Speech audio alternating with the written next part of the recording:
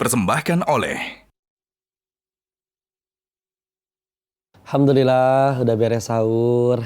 Alhamdulillah. Mudah-mudahan jadi kuat puasanya, berkah makan sahur. Masya Allah. Bismillah.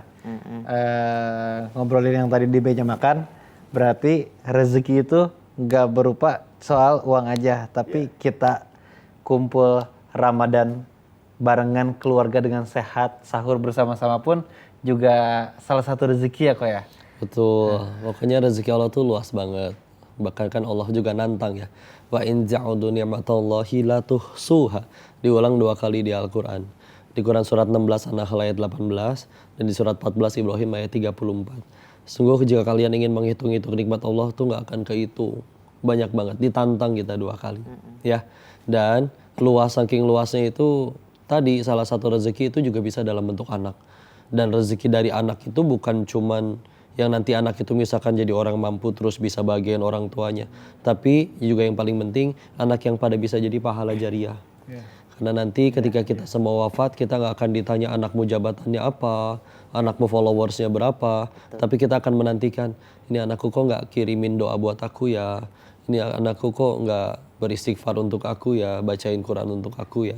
Dan kalau sampai ada anak yang tanpa diminta dia setiap beres sholat mendoakan, itu kan rezeki yang mahal banget. Anggaplah ternyata anaknya udah jadi konglomerat, naudzubillah dengan cara yang salah lagi, misalkan korupsi dan yang lain-lain. Terus ketika jangankan orang tuanya wafat, kita tahu kan banyak kejadian yang orang tuanya itu naudzubillah nggak diurus lagi, ditaruh mohon maaf dititipin di panti jompo ya. Sedangkan dulu orang tuanya dengan segala macam kerepotannya pengen bahagiain dia dari kecil. Giliran orang tuanya perlu pertolongan anaknya, ya ternyata naudzubillah malah dititipin. Jadi benar ya kata orang tua zaman dulu bahwa satu ibu sanggup mengurus berapapun banyaknya anak, tapi 10 anak belum tentu sanggup mengurus satu ibu.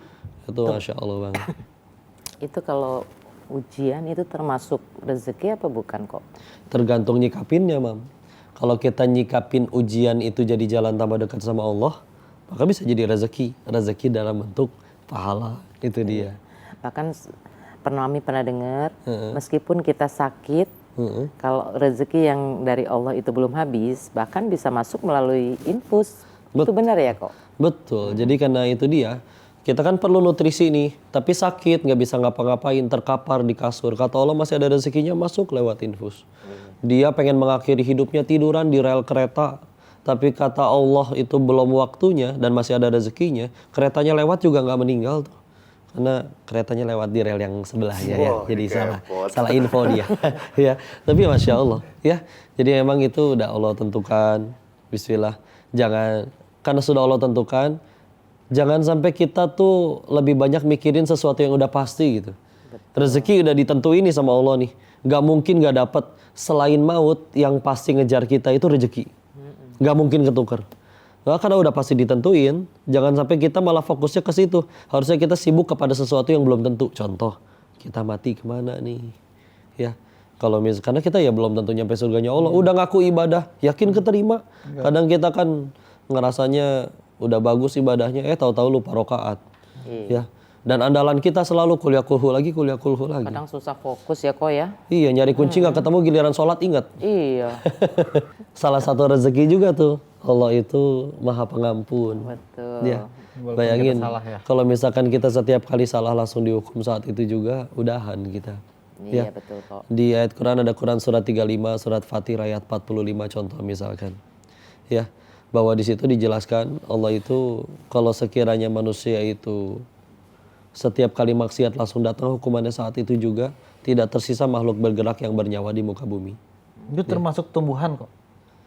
Ini ya orang-orang yang kalau tumbuhan kan dia nggak bisa milih ya. Tapi kalau manusia nih, setiap kali maksiat langsung hukumannya datang saat itu juga, maka ya sudah, dia pasti selesai. Tapi ternyata kita masih ramai manusia di luar sana masih banyak.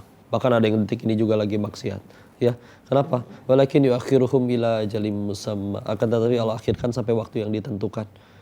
Jadi kita tuh lagi ditungguin sama Allah. Salah satu alasan kita masih hidup, ya tadi karena rezeki dari Allah belum diterima semua. Dan yang kedua, karena Allah lagi nungguin kita tobat. Betul. Allah itu maha pengampun. Ya, jadi Dosanya pada banyak, Pi. Obat, Pi. Allah nungguin. Dengerin tuh ilmunya diambil dari Koko, yang jeleknya jangan ditiru ya nak ya. Iya, iya. Ini nih yang rada-rada nyeleneh. Saya kan jadi rezeki gara-gara nyelenehnya di banyak zikir. Astagfirullahaladzim. Alhamdulillah, ini pun kita bisa menyimpulkan ya bahwa berarti ini pun sudah bentuk Ar-Razzaq, sifat Ar-Razzaqnya Allah yang memberi rezeki. Kita bisa kumpul, makan bareng, kumpul sama keluarga itu nikmat yang mahal ya. Dan ini nggak berlaku untuk kita saja, tapi untuk semua hambanya Allah. Bahwa itulah sifat Allah kepada seluruh hambanya. Allah Ar-Razzaq, Allah Maha Pemberi rezeki. Dan pemirsa Asmaul Husna Metro TV dimanapun berada juga sedang merasakan nikmat yang sama. Nggak cuma makan sahur, tapi bisa juga melihat tayangan yang mengingatkan kita kembali kepada Allah. Bukankah itu juga rezeki dari Allah? Dan insya Allah Asmaul Husna bareng Metro TV ini kita insya Allah akan nemenin acara sahur kalian sepanjang bulan Ramadan. Mudah-mudahan bisa jadi manfaat dan membuat sahur kalian lebih bermakna ya. Kita akan jumpa lagi di episode selanjutnya. Semoga bermanfaat. Barakallahu fikum. Assalamualaikum warahmatullahi wabarakatuh. Waalaikumsalam warahmatullahi wabarakatuh. Metro TV.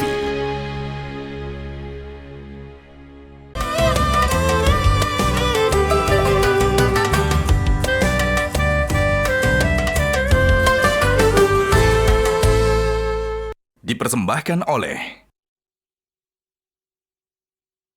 Jelajahi cara baru mendapatkan informasi. Download Metro TV Extend sekarang.